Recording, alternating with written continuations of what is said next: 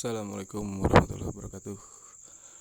Kita kembali membahas mesin tetas. Mumpung memang lagi lumayan banyak kerjaan mesin tetas, jadi kebayang ide apa atau konten apa buat bikin video sekarang.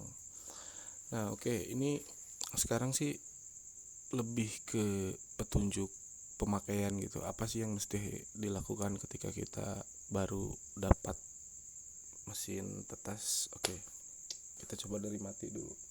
Nah, misalnya kita udah sampai mesin tetasnya, yang perlu kita perhatikan adalah tentu spesifikasinya. Misalkan ini adalah termostatnya, ini berguna untuk mengatur suhu di dalam ruangan.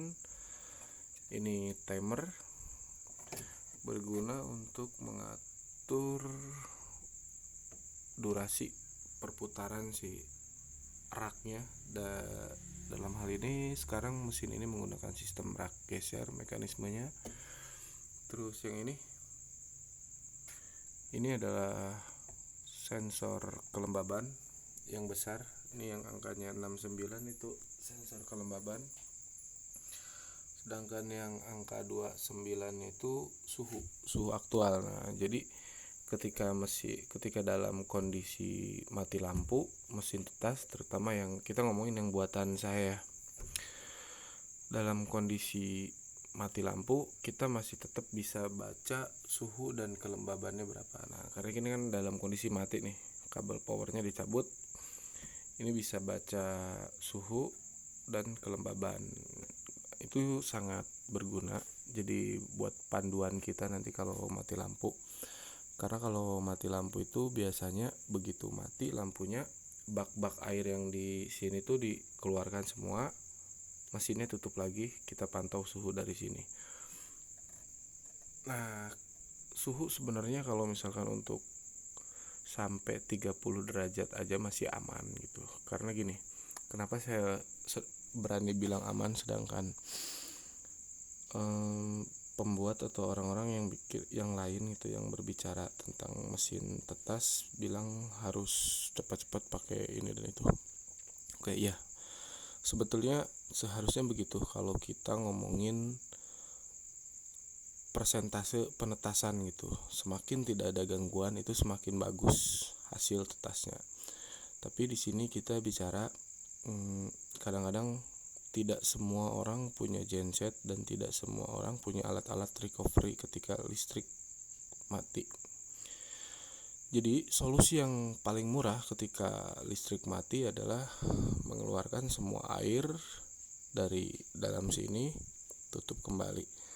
Kita cuma lihat di sini, ini kalau masih di 30 ke atas itu masih aman. Tetapi kalau misalkan tempat kita kebetulan berada di pegunungan yang suhunya cenderung dingin di dataran tinggi ya, yang begitu listrik mati si mesin tetas turunnya cepat sekali. Solusi yang paling murah juga untuk di daerah-daerah seperti itu yang turunnya drastis, di bagian bawah sini setelah airnya keluar kita kasih 4 titik lilin kecil-kecil aja, jangan yang besar, lilin yang kecil ya, yang penting bisa mengimbangi suhu. Nah, itu satu. Kedua, terus posisi mesin tetas diusahakan jangan disimpan di luar ruang. Mesin tetas itu sangat jauh lebih baik, sangat berpengaruh ke hasil tetas ya. Kalau misalkan kita simpan di dalam ruangan ketika listrik mati, itu tidak terlalu berpengaruh, artinya tidak terlalu cepat penurunan suhunya karena tidak terganggu dari udara luar. Sedangkan kalau kita taruh di luar ruangan ya lumayan, itu sangat beda jauh efeknya. Oke, itu kita bicara recovery-nya ya kalau mati lampu, karena banyak juga yang tanya. Terus yang berikutnya, ini kita sudah dapat, yang harus kita lakukan adalah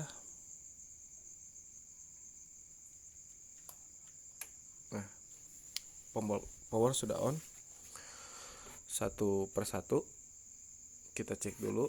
Ini suhu, kita cek suhu dulu. Misalkan kita mau menetaskan telur ayam.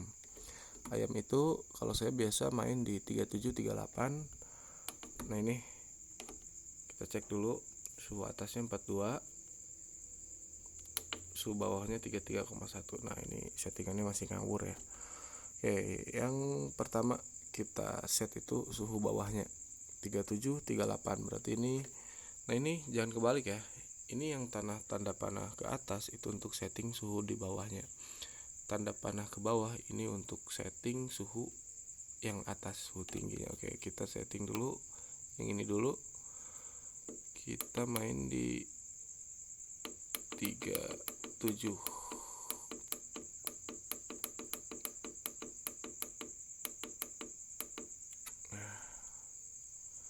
Suhu atasnya itu di 38. Oh ya, seperti yang udah saya bilang di video-video sebelumnya, tapi nggak apa-apa, saya ulang lagi. Cara untuk setting ini adalah ditekan lama. Nah, oke, ini naik turun sama ya, kurang naik atau kurang turun. Nah, setelah berkedip baru kita bisa sesuaikan kurang naik atau kurang turun tombolnya dengan yang di kanan kiri gitu.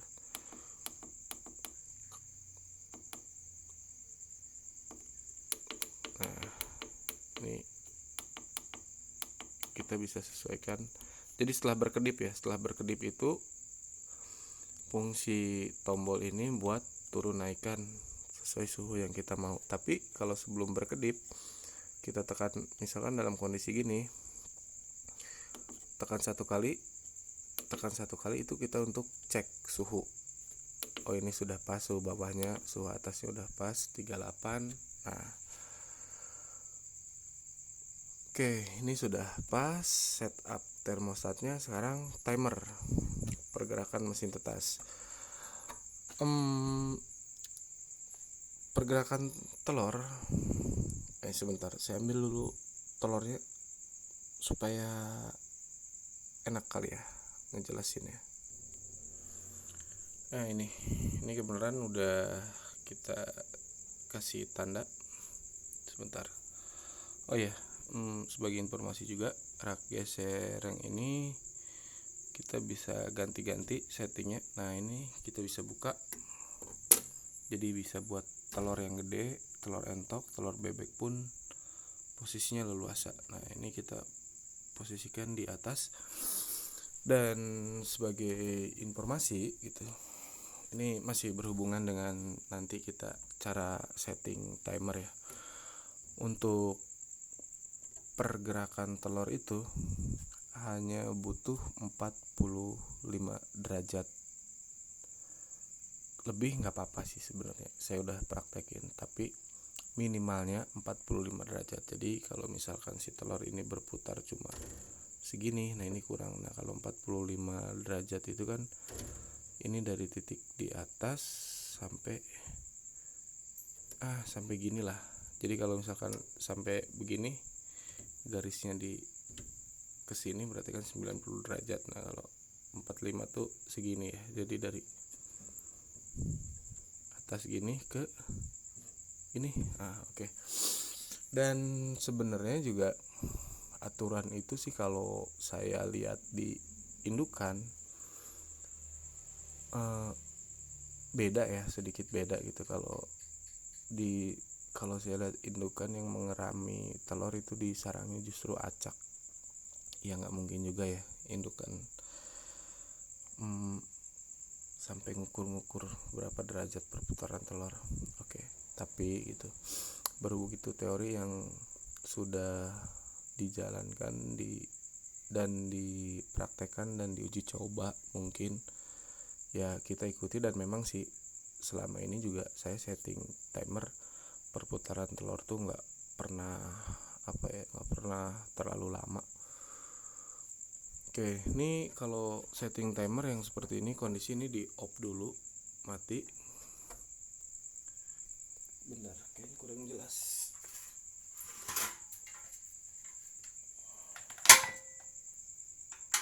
Mungkin ini jadi lebih baik.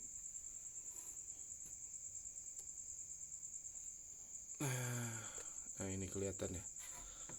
Misal kalau untuk H ini jam H itu jam. Jadi yang di sebelah sini untuk ngatur berapa jam dia mati,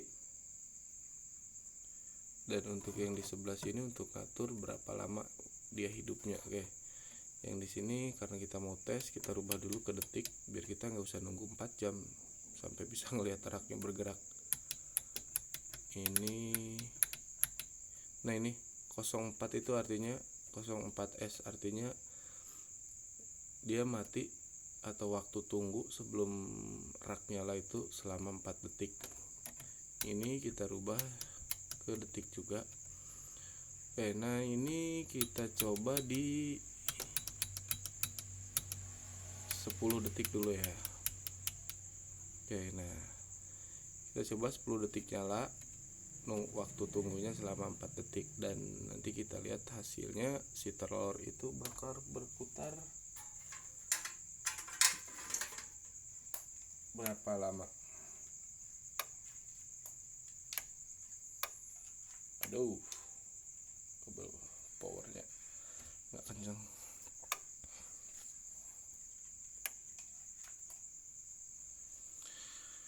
Oke, ini kita nyalakan. Nah, kita lihat bakal berapa derajat dia muter. Cukup ya, lebih dari 45 derajat. Nah, oke, kita stop dulu.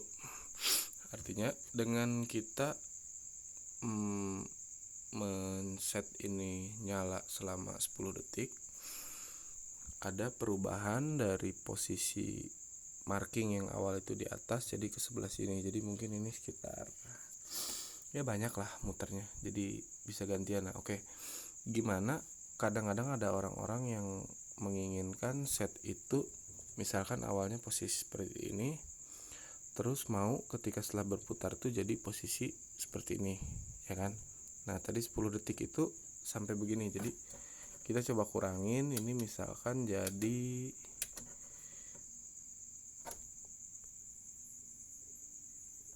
7. Oke, ini jadi selama 7 detik. Kita coba ya, dari posisi di atas 7 detik.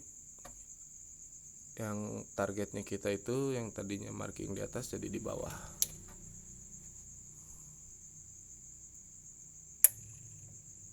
Nah,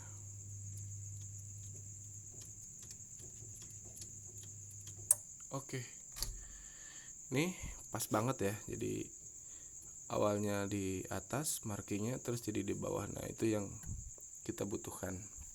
Oke, jadi untuk setup timer itu kira-kira seperti itu ya teman-teman. Jadi itu juga kenapa saya pilih untuk komponen mesin tetas yang saya buat itu pakai timer yang seperti ini, karena satu, kita bisa leluasa setup mau 4 jam sekali, mau 3 jam sekali, mau 6 jam sekali, karena banyak orang dengan pedoman teori yang berbeda ya, beda-beda juga gitu settingan yang mereka pakai.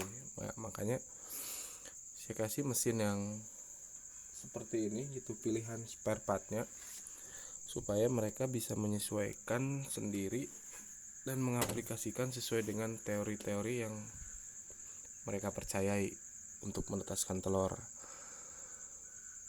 Oke, jadi setting termostat udah, setting timer udah. Nah, sekarang kita ke ini, berarti untuk pengaturan suhu dan pengaturan pergerakan telur udah cukup ya. Oke, selanjutnya hal yang harus kita lakukan ketika mendapat mesin tetas atau ketika baru beli gitu, hal apa yang pertama kita lakukan? Selanjutnya adalah ini, masalah kelembaban. Nah, ini anggap aja ya kita udah isi air. Jadi saya nerangin aja, soalnya nanti videonya kelamaan kalau sampai nunggu ini jadi.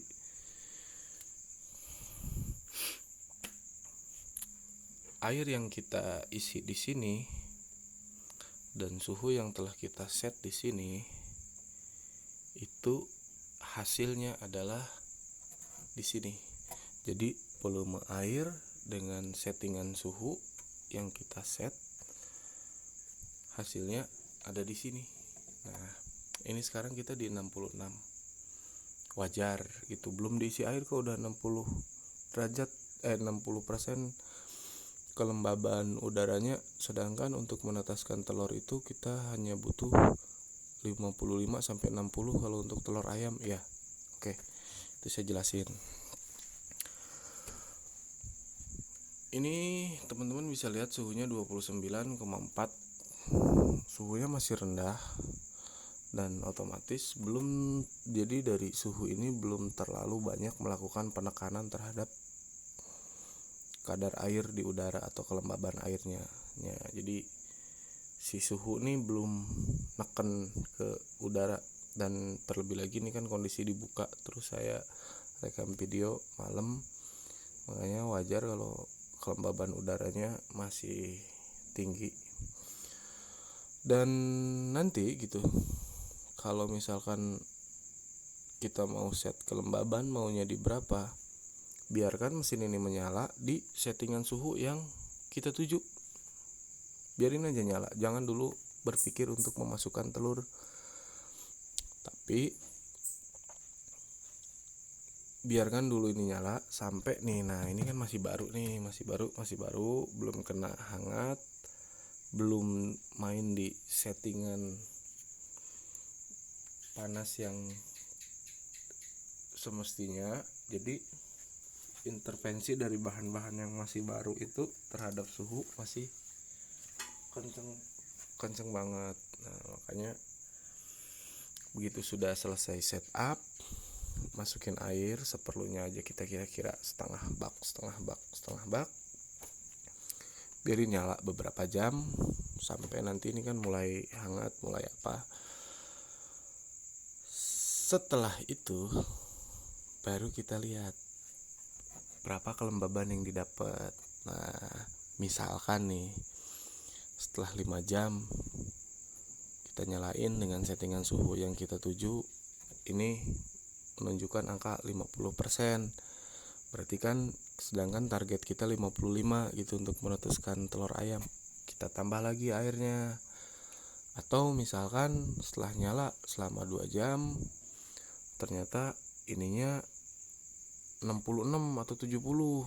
Nah, berarti kurangin dulu airnya.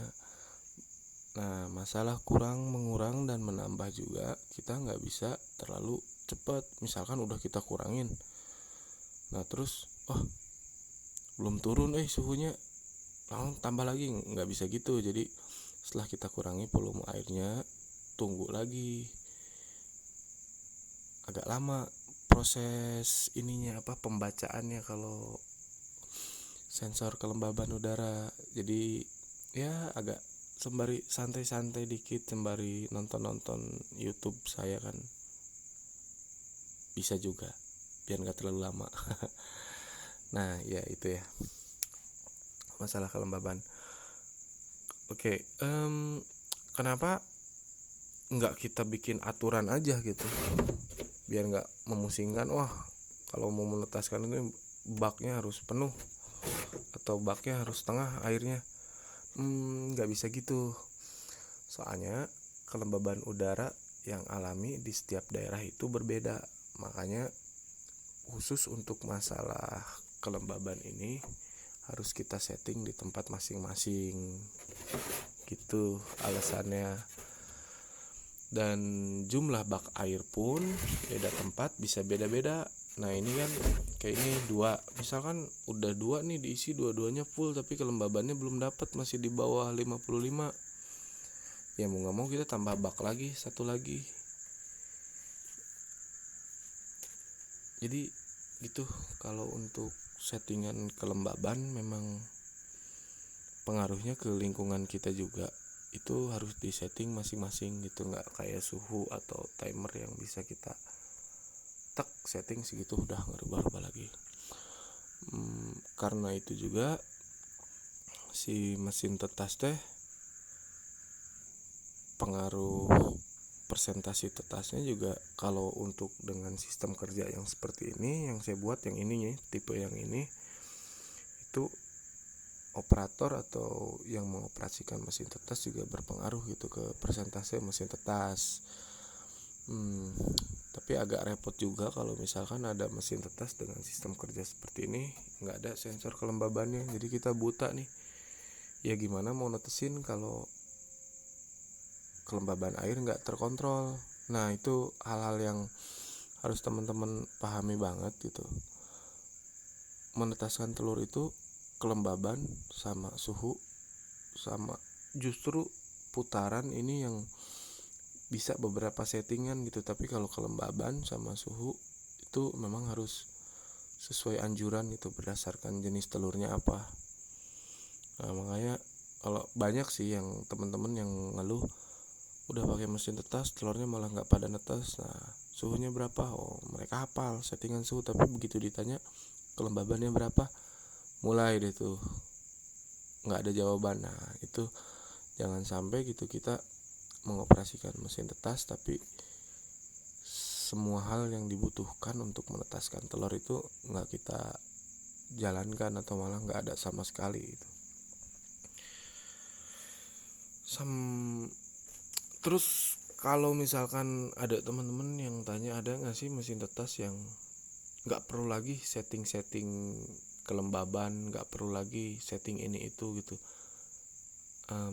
Ada gitu. Saya juga sebut istilahnya itu yang versi pro-nya ya gitu. Jadi bukan versi pro sih ya, apa ya, justru begitu versi yang males buat teman-teman yang memang butuh keakuratan tingkat tinggi dan kurang banyak waktu untuk setup yang seperti ini, setup kelembaban.